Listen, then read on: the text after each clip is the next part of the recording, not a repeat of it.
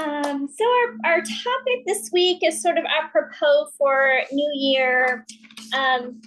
It's a sort of a philosophical topic that will apply to our practice. So there's always the yoga philosophies that go with our physical practice.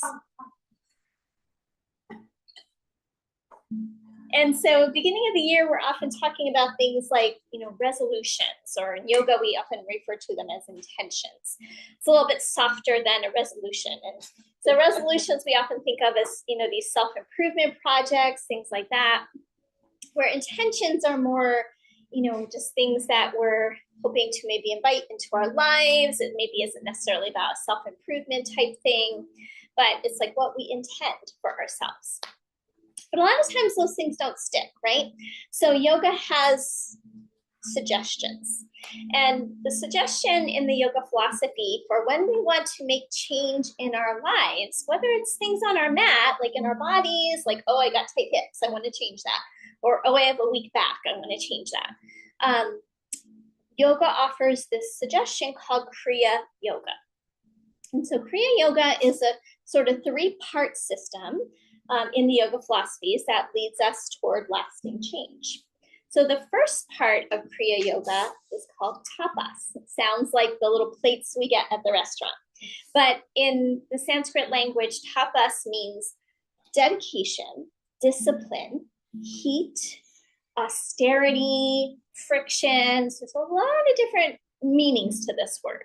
But basically, it's like the gumption we need to get up, get to class on a regular basis, right? So to put it simply. Or if it's something off our mats out in our lives, we want to make change, we can't expect to do something one time and then all of a sudden we're changed, right? It takes discipline. It takes the friction of going against a habit, perhaps, that we want to change to get it to shift, right? We can't just expect it to be easy. So it's a little bit of hard work sometimes to create change, and that's what tapas is. The second part of Kriya Yoga is called svadhyaya, and you don't need to remember these words. These are Sanskrit words. So svadhyaya means self-study. So we show up, we do the work, but we also need to kind of take a look at things, like take a look at our habits, take a look at our things that make us tick, take a look at our triggers, our shadows. Like a lot of this is like subconscious things in our mind that we're not aware of, that kind of, in a sense, rule our lives without us being aware of it, right? So we have stuff in our minds that are sort of subconscious, and it sort of can lead us without us being aware of it, right? A fear, perhaps, or a limiting belief. So svadhyaya refers to our ability to take a look at what's going on and try to go a little deeper and to explore, right? So on our mats, we might be looking at different things, like, oh, I noticed that this side of my neck is always tighter than this side of my neck. So that could be part of self-study, is looking at things in our bodies. It also refers to the study of the yoga philosophies in yoga, but off the mat, it could be, maybe reading a book about a topic that we want to explore, right? That could be our study. And then the final part, and this one's kind of a big one, it's called Ishvari Pranadhana. And this one, again, big word, but it basically means to surrender. And Ishvara is a word in Sanskrit that can be interpreted as God. It could be interpreted as our higher power. It could be interpreted as the universe. It just could be referring to our ability to go with the flow. So surrender means we show up, get here, we do the work, we apply some heat, friction to make a habit change. We're taking a look at things, our self-study, and then we let go of the outcome, right? Because sometimes we get very fixated on how we think things should turn out or how we think things should be. And I also think this is so applicable to everything going on in the world right now, right? And it's a tough one because we're like, well, we want things to be better. We want things to be different, right? But this aspect of yoga philosophy is asking us to trust that there's a bigger plan. And that can be hard to swallow, right? So when it comes to our lives, if we're not practicing this third piece, we can be very controlling about things, right? I'm doing this work, I should be able to do this pose, and I can't touch my toes or whatever it is, right? But we're surrendering that outcome and we're trusting that whatever happens is for our highest good. So this is Kriya Yoga. And I really feel like every yoga practice is Kriya Yoga, right? We show up, we do the work, we're looking at ourselves, and then we get our final relaxation, we surrender everything, right? So go ahead, come on your backs. And we're gonna work a little bit. That'll be our tapas. We're gonna do a little core work today. We're gonna, engage in our self-study and looking at what's going on in our bodies and in our minds. And we'll also practice surrender. So let's just start with a little surrender. Just let yourself arrive here on the floor on your mat. Take a couple of nice deep breaths. Let them be like a cleansing breath. Maybe even breathe in through your nose and out through your mouth.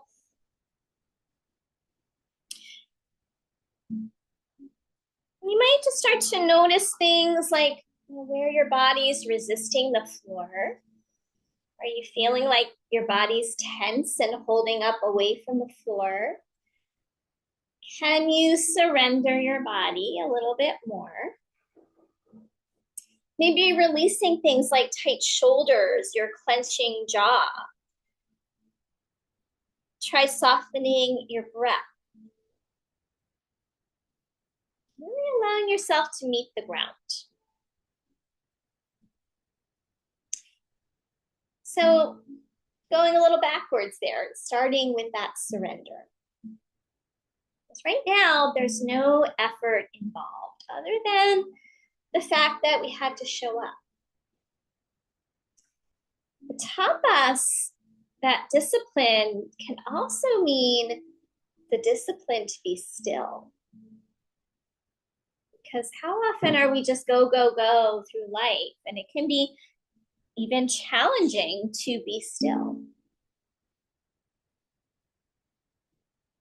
And then a moment of this self-study. So just kind of noticing what you're feeling in your body. Are there any little aches and pains you've arrived with today? What's your nervous system like? What are the thoughts like? Is your mind racing? Is your mind starting to settle? Noticing where the breath moves in your body can be an aspect of our self-study. Is it in your chest? Is it in your belly? Is your breath choppy, smooth, or even?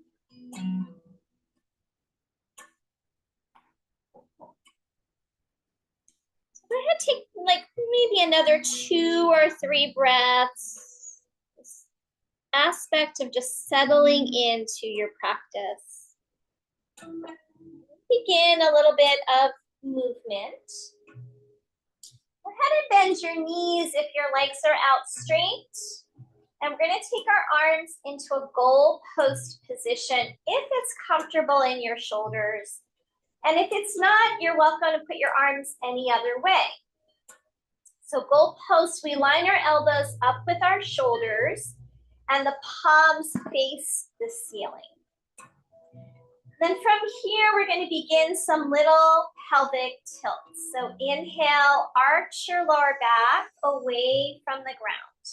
Feel it tight. And then flatten your lower back. Let your tailbone curl a little away from the floor. And then simply repeat. Inhale, arch. Exhale, flatten. And so here we start to bring some fluidity into the lower back. Now we'll keep our awareness in what we're noticing, what we're feeling. And that's the aspect of self-study, self-awareness. So often we go through life without self-awareness.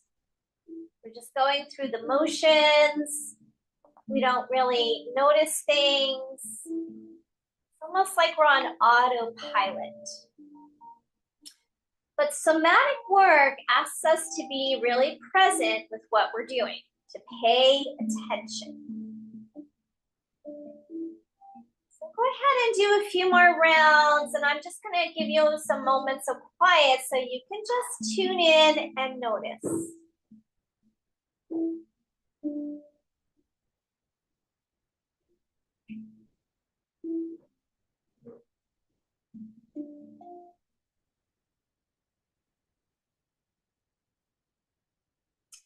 When we start to move the lower back in this way, we start to send energy all the way up through our spine. We're encouraging the movement of our spinal fluid from the lower back all the way up to our brain and back down. Now we're going to add on a little bit here, making this a bit more challenging. So we're going to inhale. Next time we inhale, arch your lower back away from the floor. And then as you exhale, flatten your lower back and lift your arms off the floor. And then let the arms come down. Inhale, arch.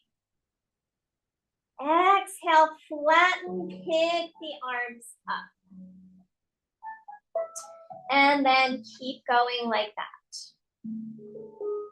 Now notice as you pick those arms up, what's the challenge? Do the arms feel really heavy?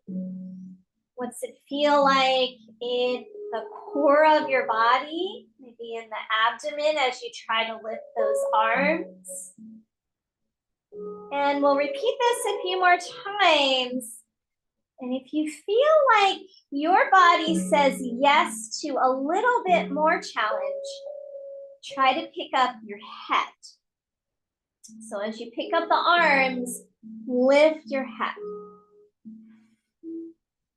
But now part of self-study is knowing when something is too much for us.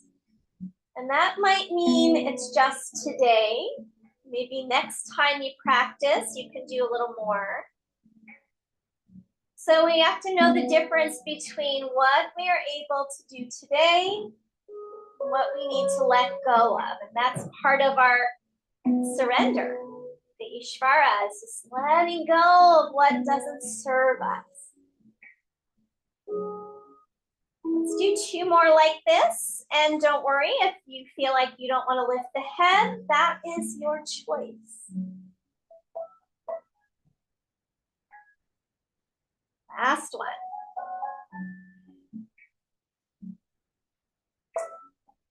All right, let it all go for a moment. If you want, you can relax your arms down now. Take a breath or two.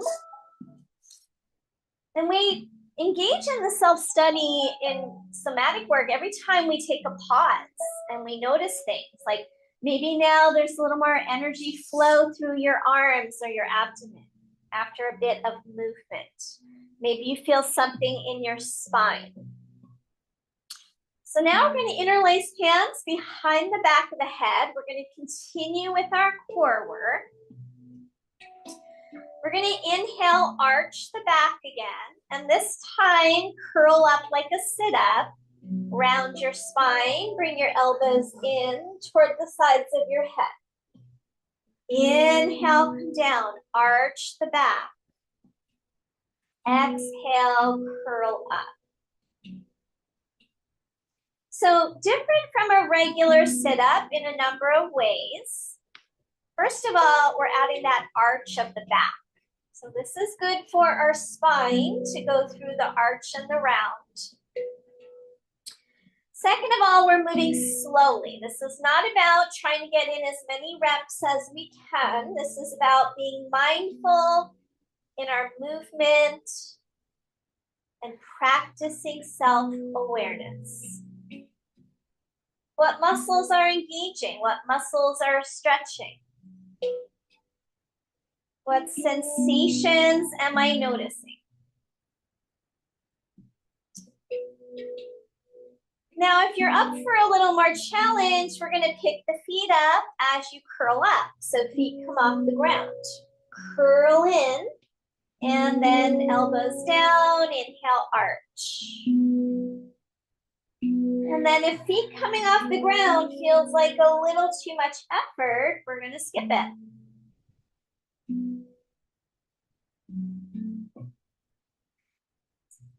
And sort of that old saying applies here about kind of granting us the wisdom to know what we can change and what we can't. And sometimes that wisdom tells us today we're not going to do that next step. We also need to protect our energy.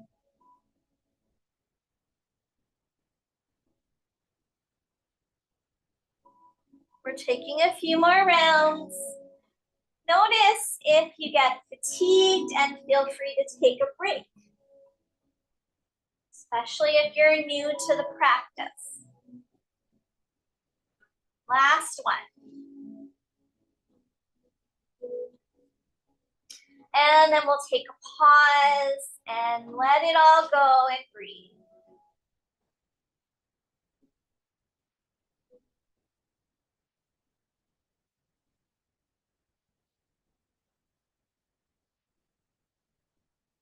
Another full cycle of breath. We're going to do our diagonal pattern next. So it's a cross body exercise. Hands behind the back of the head. Inhale, arch your back. Exhale, right elbow, left knee. Cross the midline, pick your foot up.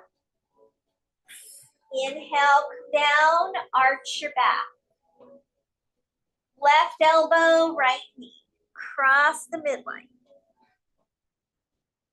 Keep it going now at a slow, mindful pace.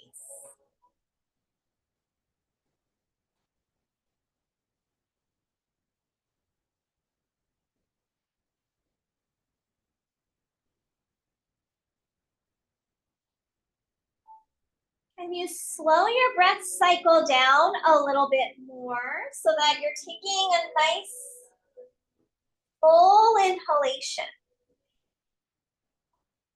And that we're finishing our exhale.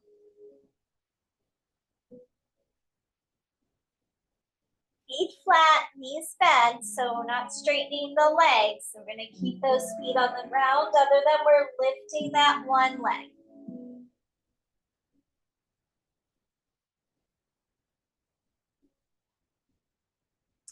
All right, we're doing one more cycle. Inhale, arch. Exhale, elbow to knee. And last time.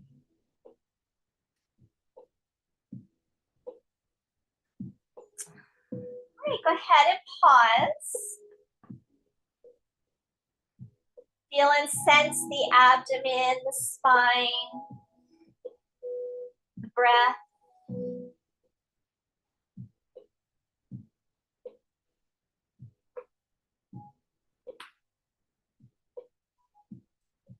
All right, from here, we're going to straighten the left leg, keep the right leg bent.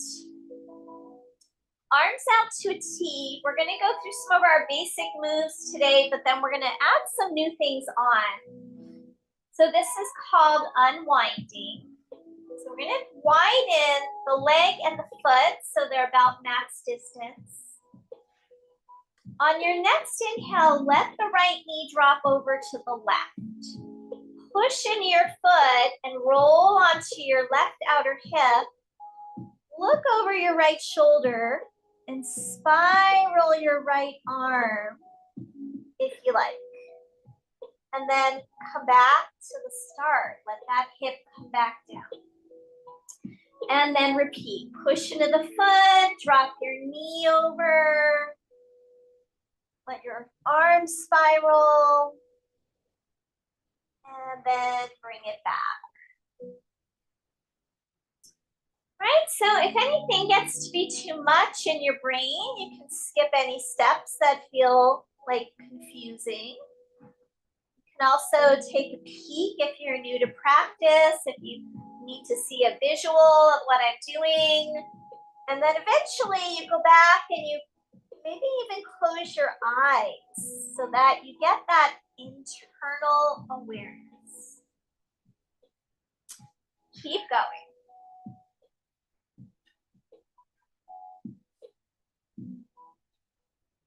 Now our tapas is the effort to repeat this. Sometimes it's a little tiring, right? We're using some glute muscles in the back of the hip. The self-study is noticing what it feels like to do this movement. Where am I tight? Where am I feeling a little fatigued? Where is there restriction in the fabric of the body, in the fascia?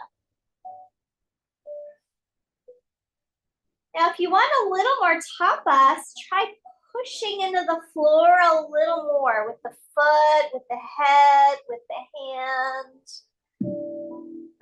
And as we push into the floor, we're going to use more effort, more muscle, more energy. Maybe through your self-awareness and your self-study, you decide that's not for me today. Keep it softer. That's your choice. One more like this.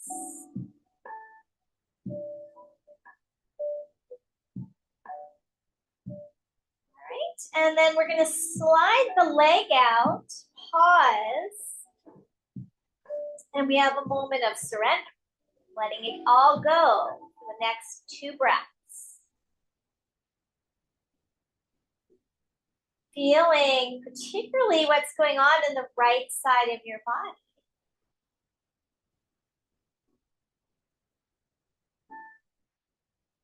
After that second breath, we'll try our other side. Bend the left knee. Foot and leg are about mat's distance. As you inhale, push in your left foot. Drop your left knee to the right. Roll onto your right hip. Look over your left shoulder. And then exhale to come back. Inhale. We're arching the back. Maybe you spiral your arm. And then release. So when I say spiral the arm, I'm rotating my arm toward the back of me. So toward the head side of my mat.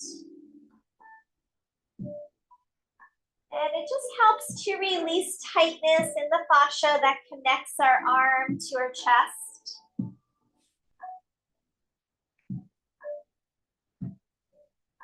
Keep going.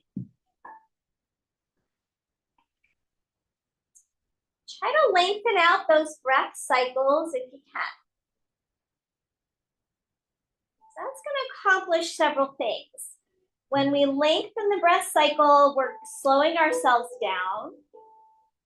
So important for the nervous system.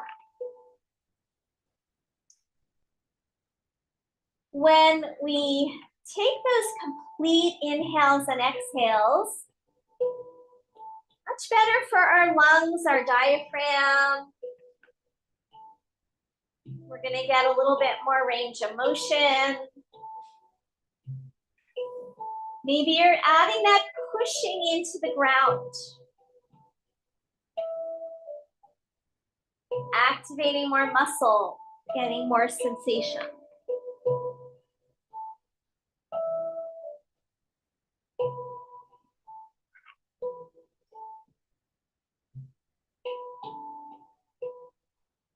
Notice as you push your foot into the floor and you roll, there's some muscles in your back that contract. Maybe it's your glute, your lower back, your hip.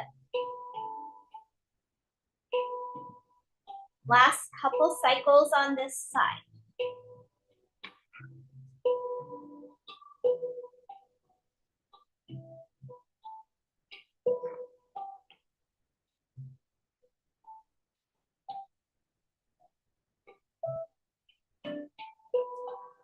Now after this next one, let's slide the left leg out and take a little pause.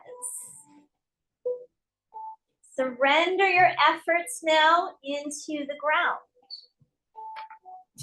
And all that repetition we just did, that repetition is the tapas. The heat, the friction, start to create change in our bodies. Change in our nervous system, change in our minds. Excuse me, from here, bend the knees, feet flat. I'm gonna go through a little bit of bridge work just to open up the fronts of the hips a little bit more. So we're gonna start with those pelvic tilts. Inhale, arch your lower back. Exhale, flatten your lower back, but this time start to peel the lower back off the floor. Come up about 3 or 4 inches, and then come back down. Roll the tailbone forward, arch your lower back. Flatten your lower back, push into the feet, lift up a little bit higher. Keep going, and each time come up a little bit more, if you can. Now, in order to come off the floor, we have to press the feet down. And that's going to use muscles in the backs of our legs. So as you start to peel the hips up, notice your hamstrings, the backs of the legs, the glute muscles, maybe even a little bit of outer hip muscles. As you get a little higher, you might be even using some spine muscles.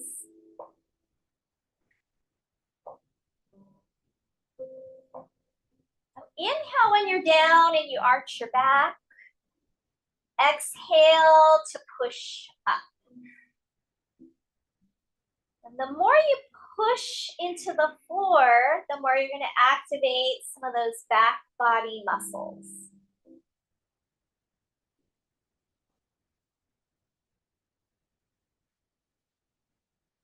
And to come up as high as you can now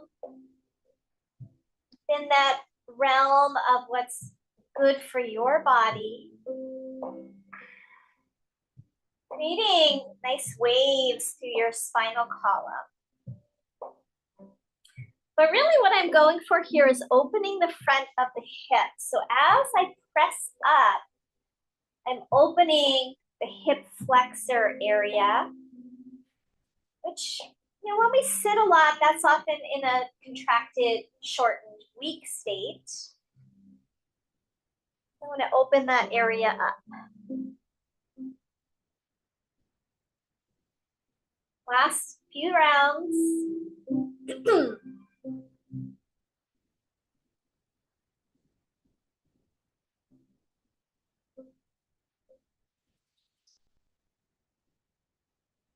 Okay, we've got one more cycle.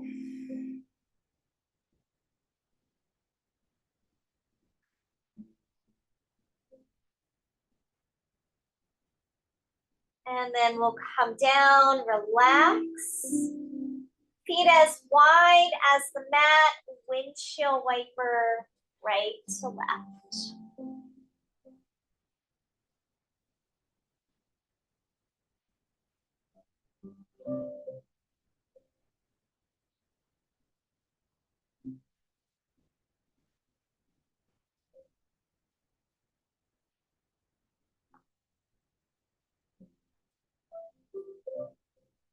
Let those knees drop. 2 more cycles, right to left.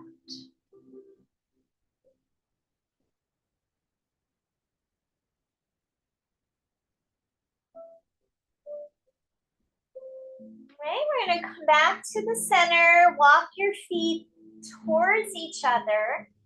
So they're about narrow hips distance. They're not touching, but your legs are close together. So we're gonna do the slow burn, it's called.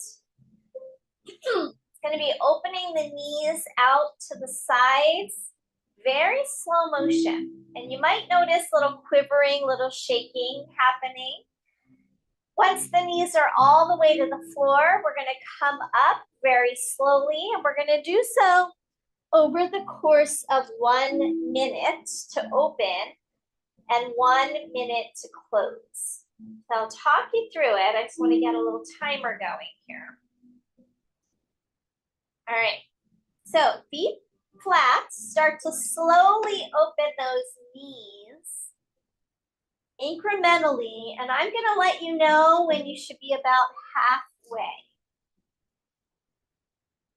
Now, for many of us, dropping open is not quite as hard as coming back up. We're going to do it for 1 minute. On the second round, we're going to do it for 2 minutes. Keep letting those knees slowly drop with awareness. Right now, we should be about halfway. Keep letting those knees drop. We're using control. We're letting the knees fall apart, fall apart. Last 10 seconds. You might adjust your feet. And then let those knees fall all the way apart for a moment. So this is called bound angle position. Now we're going to do that same slow motion, bringing the knees back up. So when you're ready, start to bring those knees up, but we're going very, very slowly. Now, these are not muscles we often use in our everyday living, so they may kind of speak to you. They may quiver, they may shake. See if you could just allow that to happen and keep going. We're halfway.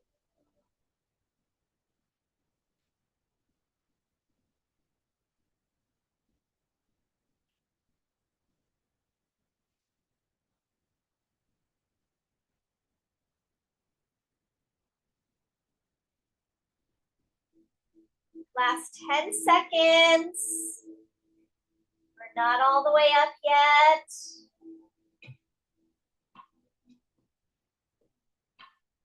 And now, feet flat, take a pause. All right, so take a breath or two. We're gonna repeat that now with a 2 minute going down, 2 minute going up. It's a little more challenging. Do the best you can. If you can't quite make it, no worries.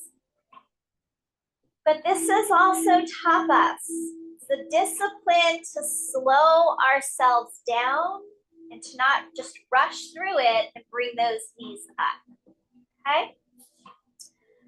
Begin dropping those knees open. Now we go even slower. Keep breathing.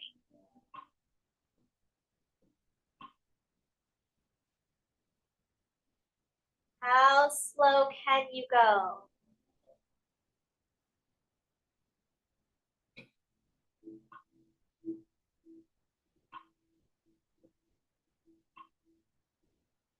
We're 30 seconds in, so that's about a quarter of the way.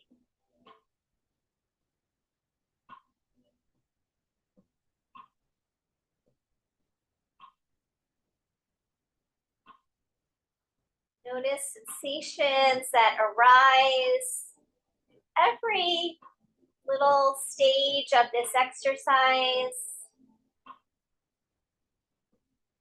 Right now, we're about halfway at about a minute. Keep going.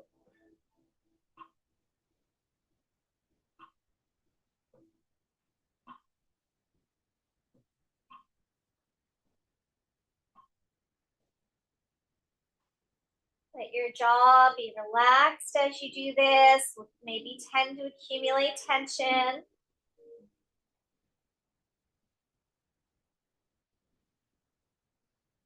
We've got about 30 more seconds to go to get those knees all the way open.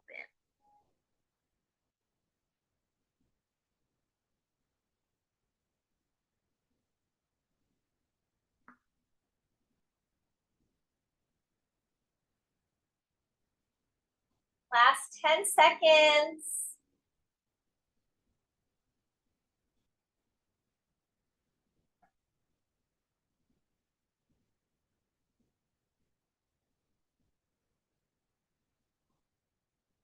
And then pause with those legs open.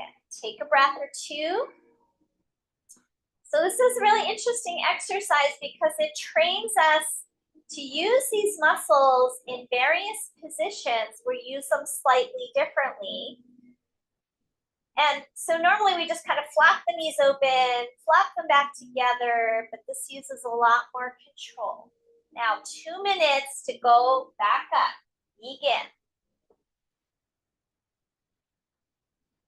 Again, if this is too much for you, feel free to go a little faster. I'm giving you the time stamp so you kind of know where we're at. And for me, the going up is often the harder part, where my body starts to find those little shakes or quivers. Maybe there's some fatigue. But with tapas, we allow there to be discomfort. We allow there to be fatigue. We allow ourselves to be challenged, and we keep going. Teaches us to sit with discomfort in life and to keep going, even when we don't quite know the outcome. Like, we don't know what time it is right now, but I'm going to tell you in a moment. You're halfway through. Notice if you hold your breath.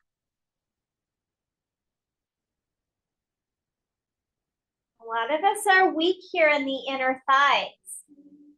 This is part of our deep core that connects to our pelvic floor and our lower back, our inner knees. So much can be affected when our inner thigh muscles are dormant. What we call sensory motor amnesia in somatic yoga. 20 more seconds.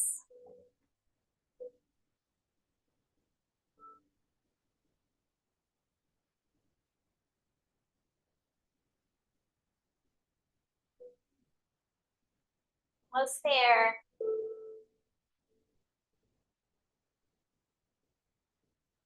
And we're back. Take a pause, feel those inner thighs, your lower back, your hips. And then let's do windshield wipers again. Knees bent, release that kind of accumulated tension from doing that slow burn.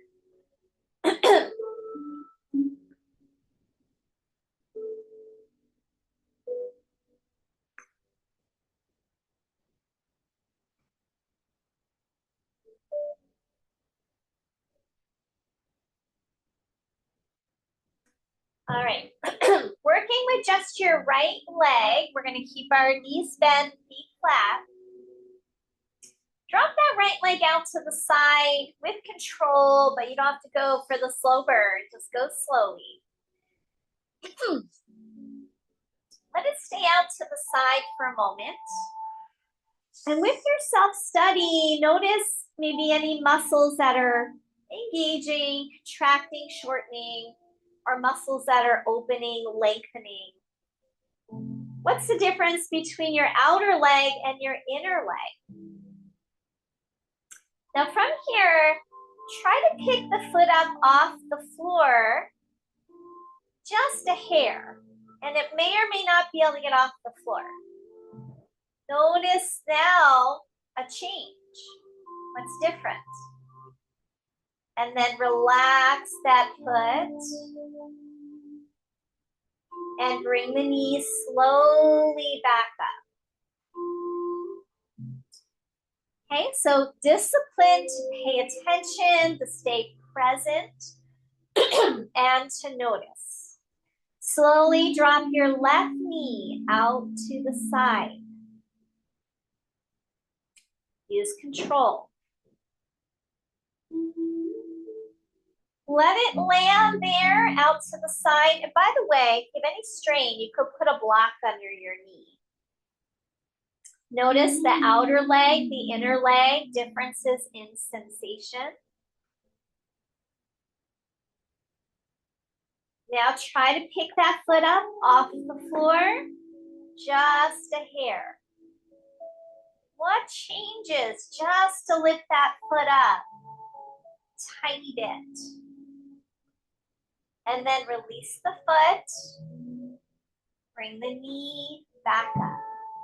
So we're going to try that a few rounds on each side.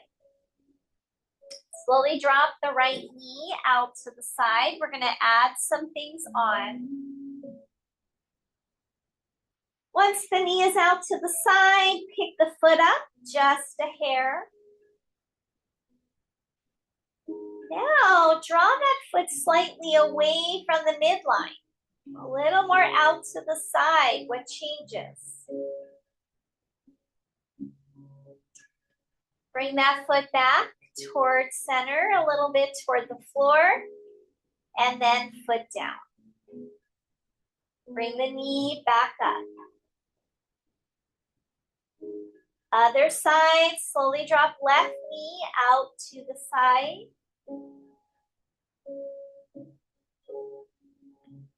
Pick the foot up just a hair. And then move the foot, the knee, a little bit out to the side. What changes?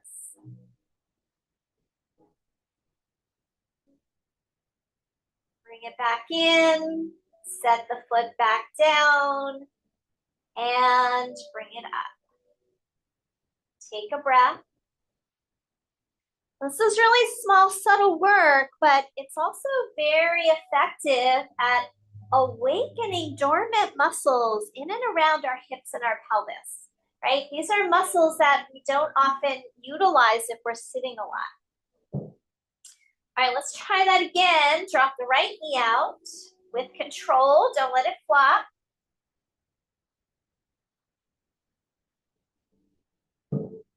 Pick the foot up just a bit. Move that knee slightly out to the side. Now start to straighten the leg any amount. You might not be able to get it all the way straight. Do what you can. And then we'll rebend the knee. Set the foot down. Bring the knee up. Other side, drop the knee, and you can skip any pieces of this that are not working in your body today. Lift the foot, maybe that's enough. Draw the knee away, maybe that's enough. Start to straighten the leg, any amount. Now notice it's so much harder than if I were just flopping that leg. Bring it back in. Set the foot down. Bring the knee up. All right, let's do one more time on each side, that full movement. Might get cramps too. This is, utilizing muscles that we don't often work with. Drop it out. Mindfully lift the foot. Draw the knee away. Maybe straighten that leg.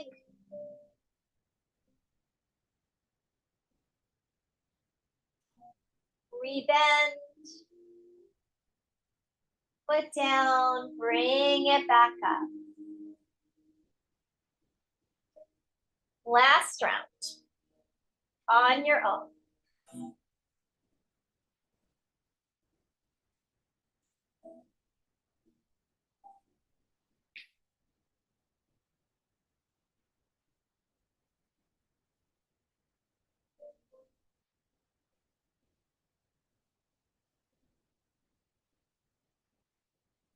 Right, pause, take a breath.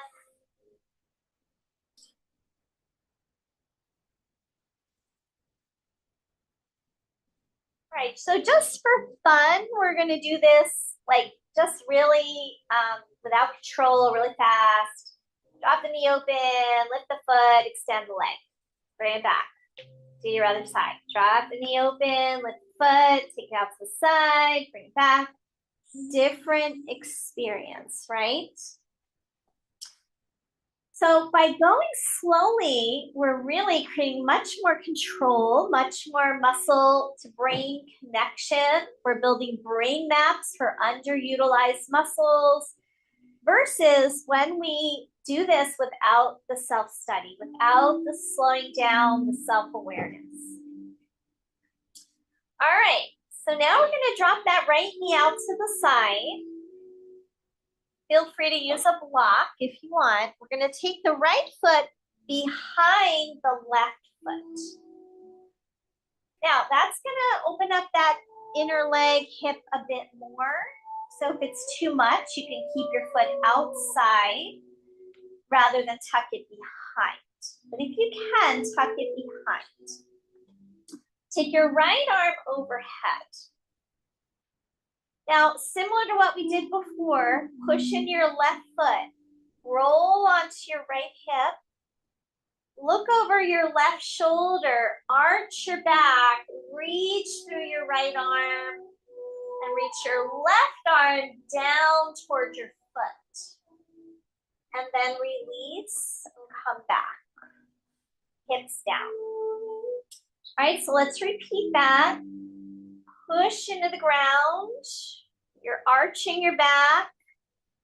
You might look over your left shoulder. You might even look up at your right hand. See what feels better on your neck.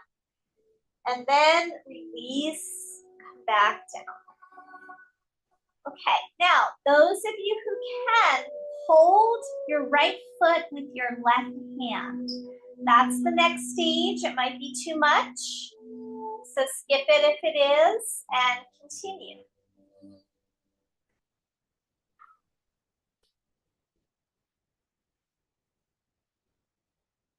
So it's really stretching the quadricep muscle in the leg, the hip flexors in front of the hips. We're contracting back muscles. We're opening the left shoulder. So much going on in this simple movement.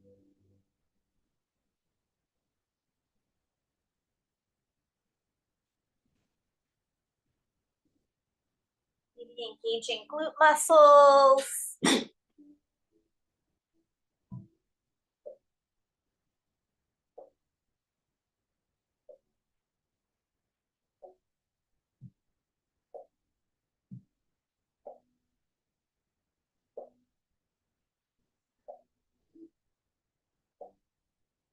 We're going to do one more on this side.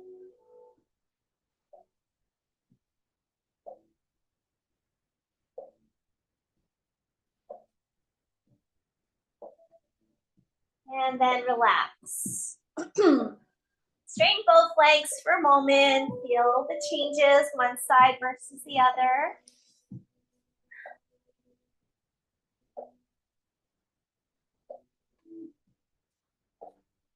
What's your right side feel like versus your left side?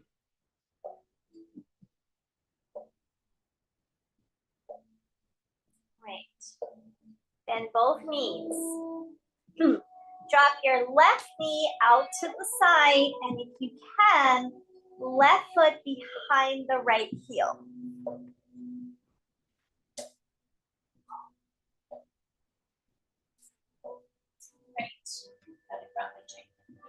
Okay, so if that's too much, you're going to keep your foot next to the other foot. Otherwise, you're tucking it behind.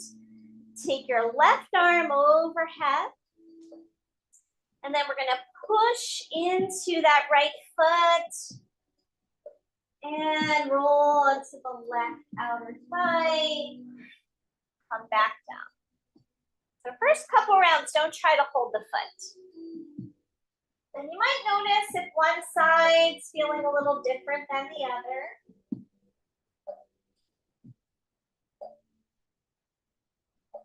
Maybe you're looking over your right shoulder. Maybe you're looking up at your left hand. So decide what feels better on your head and neck.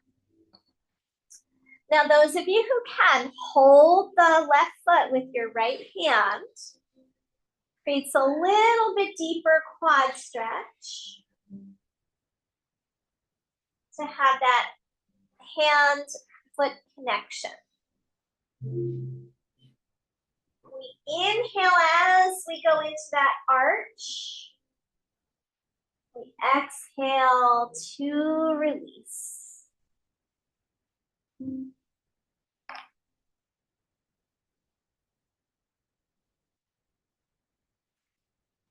Times I'll press my left outer leg into the floor as I press my right foot. That's going to increase some sensation.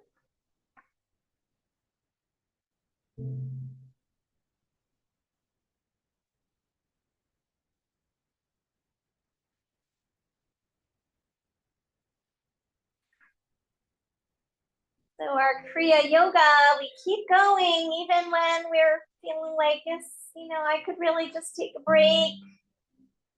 We maybe need to give ourselves a little bit of that little push, but sometimes we have to say enough is enough.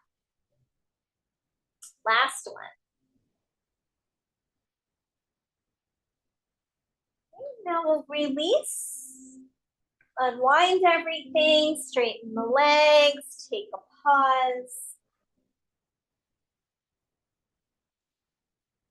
Add on to that one in a moment. First, let's do a little up, slip, down, slip in the leg. Slide your right leg forward toward the top of your mat. And then slide your left leg forward, noticing the offsetting of your hips and your lower back.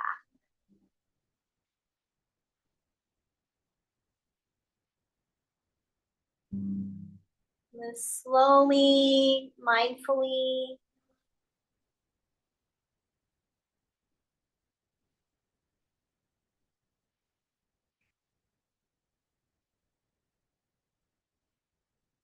Let your head rotate side to side if it wants to.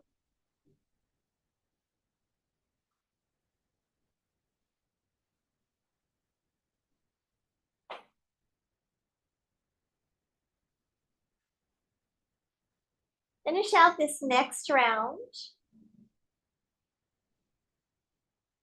And pause. Okay.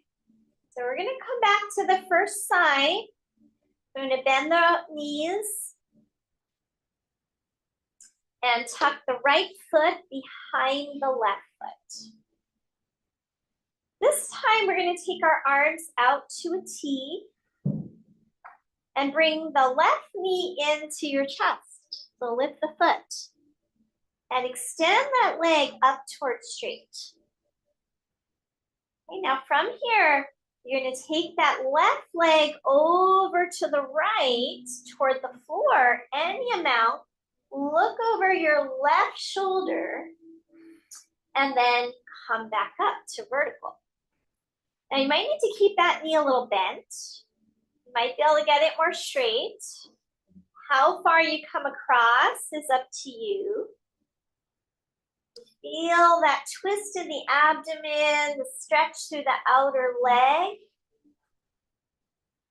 Keep going a few more cycles.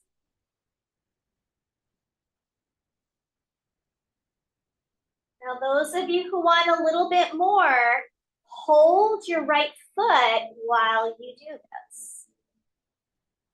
As your leg goes over the right, look to the left. Now, if you can't hold that foot, no worries. You can still do everything without holding foot.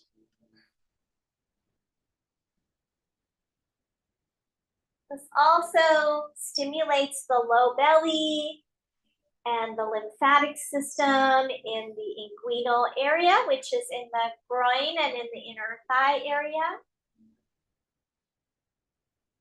So we're getting a lot of stimulation to the lower abdominal area.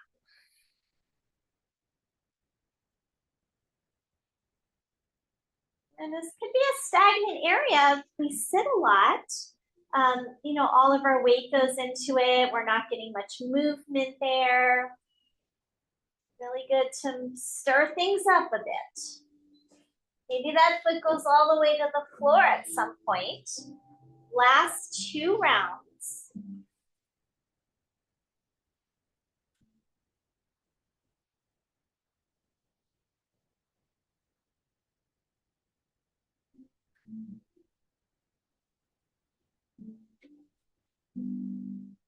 After this round, let's go ahead, release everything back to center.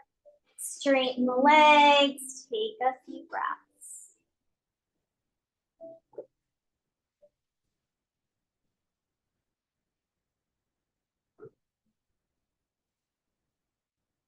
What can you notice in the body? Any energy flow, shifts, changes, tingles?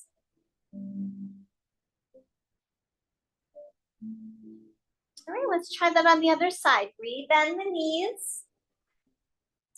Left foot tucks behind the right, if that's okay for you. Don't worry about holding the foot yet, okay? And if it's too much, foot next to the other foot, okay? And then we're gonna bring the right knee up and into the chest. Extend that leg up towards straight, arms out to a T. And we're gonna take that leg across to the left. And then bring it back up. And you may start, with a bent knee. That's a lot on your lower back, your hamstring. Could be, 90% straight. Now I notice that as I do this, initially that foot does not get close to the floor, but as I repeat it, things open up, and now I can go a little closer to the floor. And we're not forcing it. If you want, hold the foot, left foot with your right hand. Makes it a little more challenging. Feel that stimulation across the lower abdomen as you take that leg across.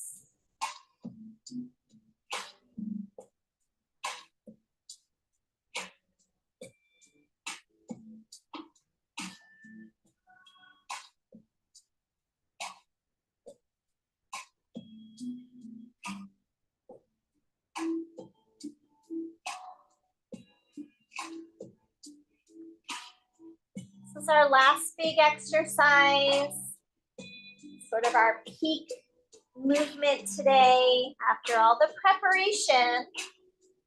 So we did a lot of work to get the thighs and the hips ready for this.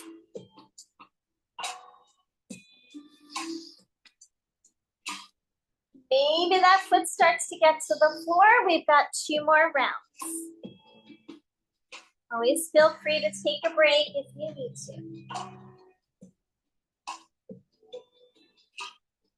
A lot more gentle on the body too, to go in and out, loosen things up, rather than go right into a big stretch. All right, go ahead, release. Feet flat. Windshield wiper the legs.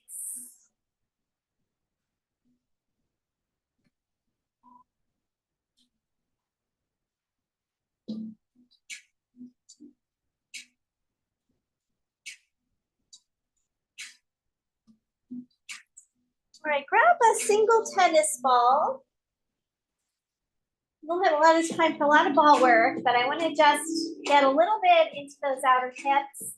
Take your ball into the right outer hip.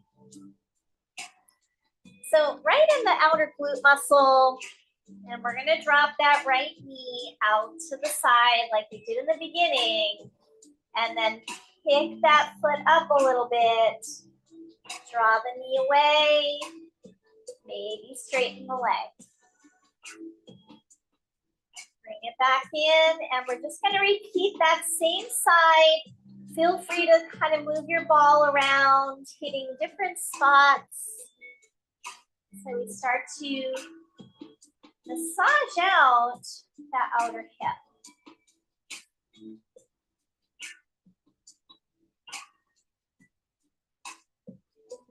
If the ball work doesn't feel good, feel free to skip it. Feel free to try a different spot.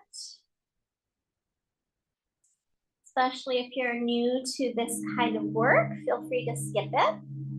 I'm just repositioning my ball every couple rounds here.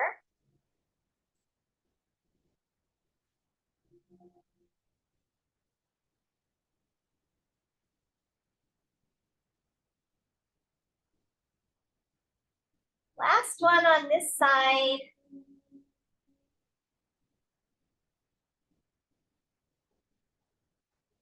Good, and then take your ball away.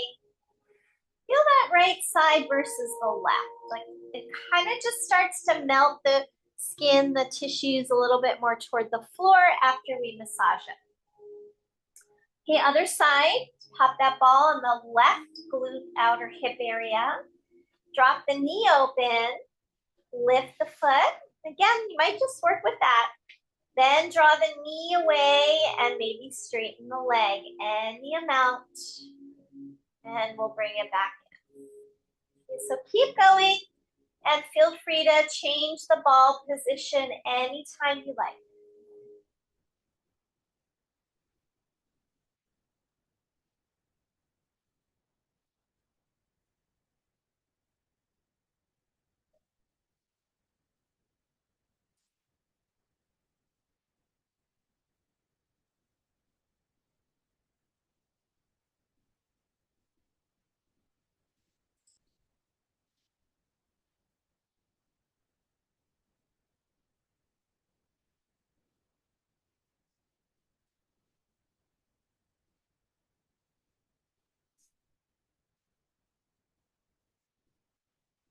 Ball works, the myofascial release here for potentially tight outer hip muscles.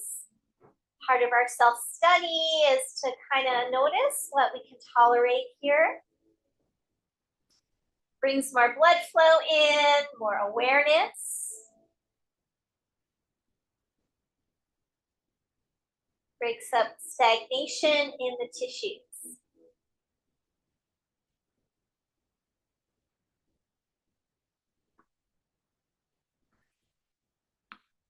Finish out one more round.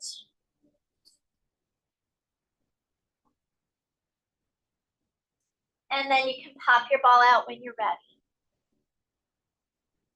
Slide both legs out for a breath or two.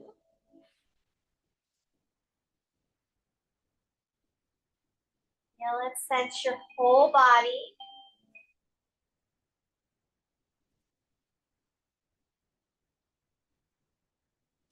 And then we're going to bend knees again. Bring the knees to the chest. Rock a little bit across your lower back.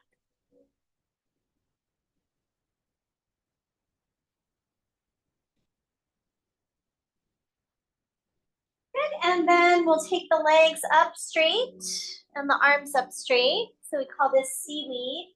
And we're just going to make circles with the arms and the legs. Starting to move into more of our surrender now.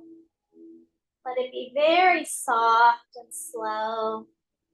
Knees bent as much as you want them to be here. All the joints very soft.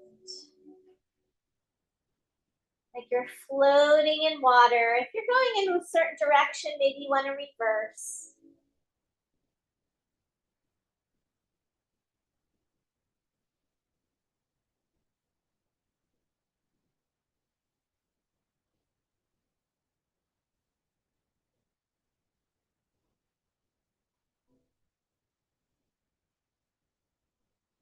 We're going to start to float everything to the floor very slowly. Let it come down a little bit at a time. Notice the moment everything starts to land on the ground. Softly land. Take a breath. And then we slide one leg at a time out. If it's comfortable for you, turn your palms up toward the ceiling. Now surrender all effort. Surrender your body into the ground. Let go of any control, contraction in the muscles.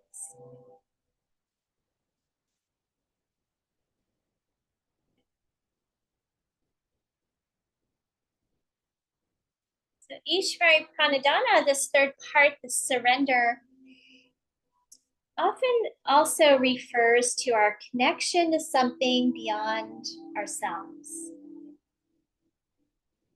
Something bigger than our limited scope of our ego mind.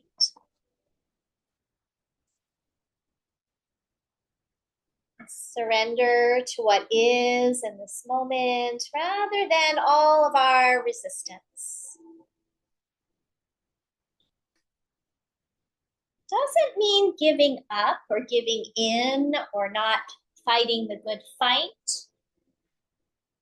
but it means kind of being open to what is, to trusting in that bigger plan. Writer Brene Brown said that spirituality is recognizing and celebrating that we are all inextricably connected to each other by a power greater than all of us. And our connection to that power and each other is grounded in love and compassion.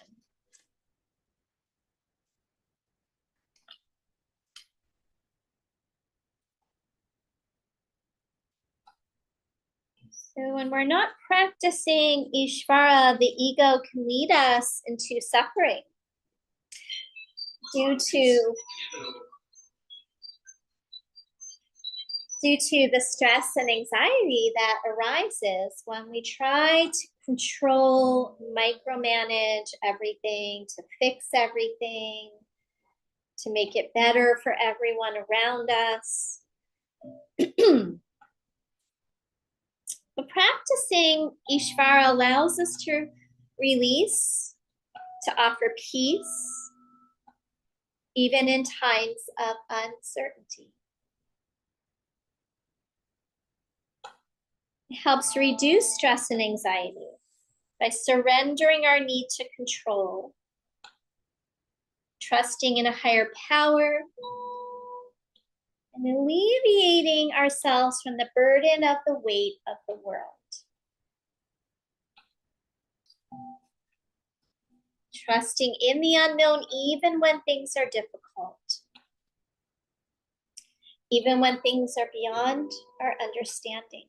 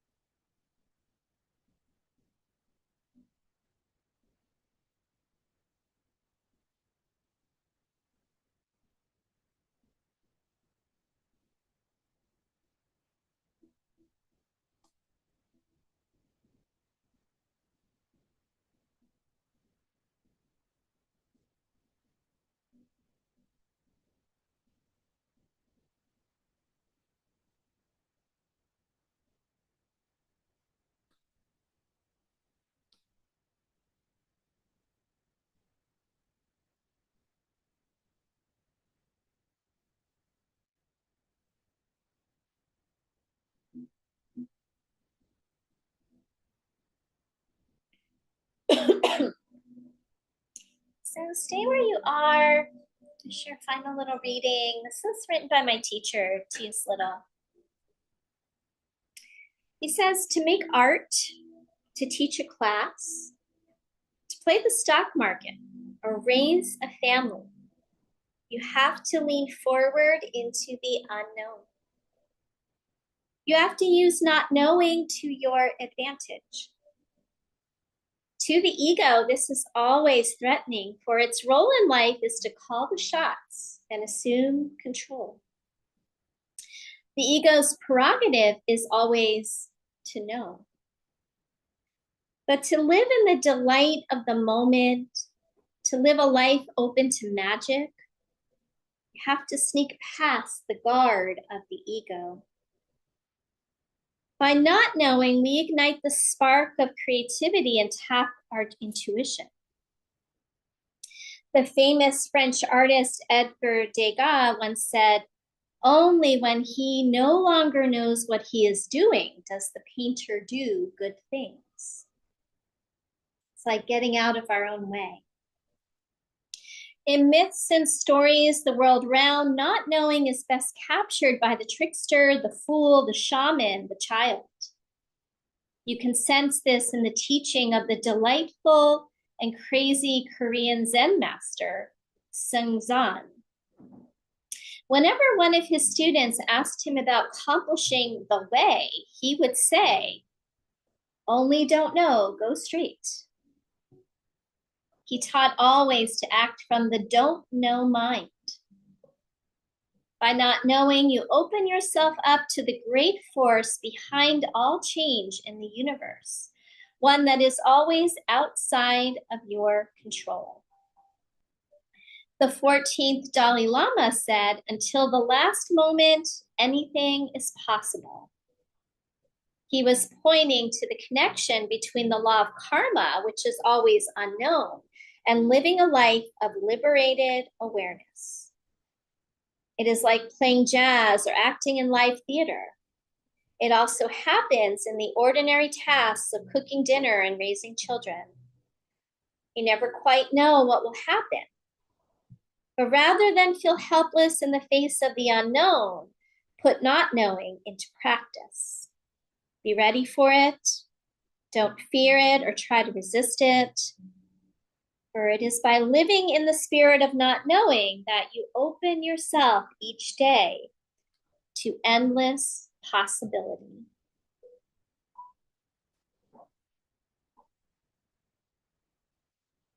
So take your time now. We're going to start to come back to awareness. Bring in small, gentle movements.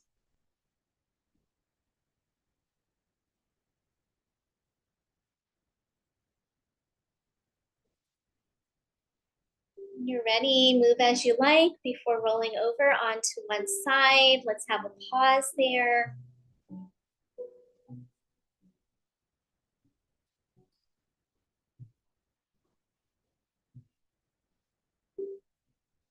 As you take that pause after a few breaths, go ahead and make your way up into a seated position. We'll sit up nice and tall.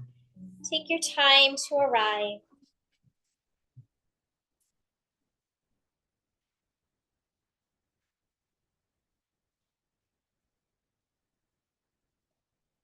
And we'll bring our two palms together in front of the heart space.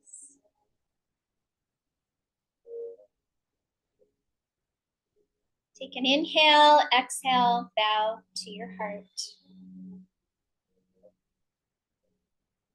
Namaste.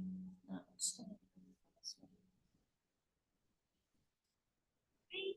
Thanks, everyone. Have a great day.